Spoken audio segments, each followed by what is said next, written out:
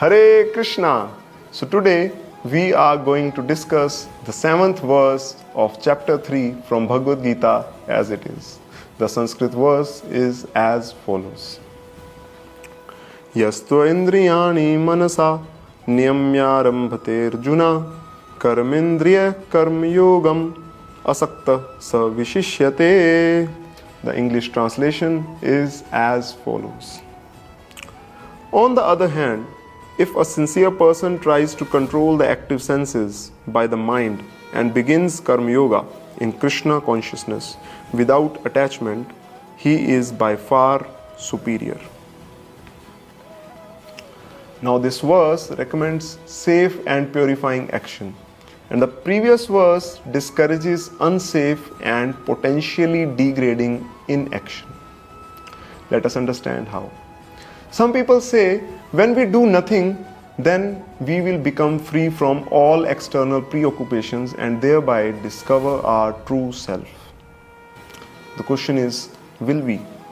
Yes, we will discover something, not our true self, but our worst self.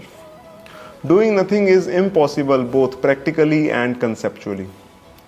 Practically, because we are by nature active beings, if not physically, then at least mentally.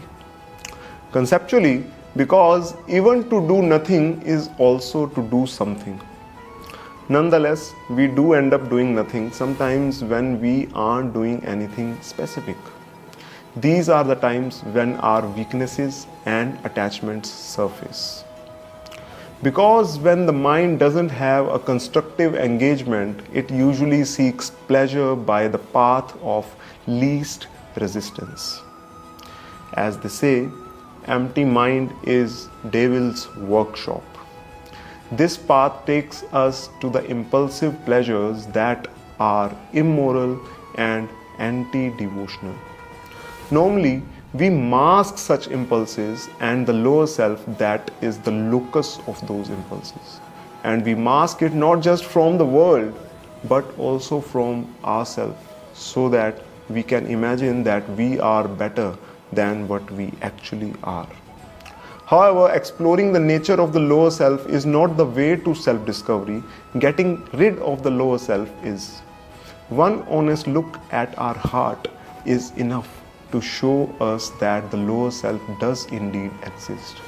Rather than taking the risk of giving the lower self a free hand by trying to do nothing, Gita urges us to engage in scripturally prescribed and spiritually uplifting activities that will free us from the lower side. By keeping ourselves busy in the devotional service to Krishna so that we have no time for doing nothing, we can not only keep the dark something at bay, but also bury it permanently. And this is the way of liberation. Hare Krishna. Thank you everyone. We will discuss the 8th verse from the 3rd chapter in the next episode.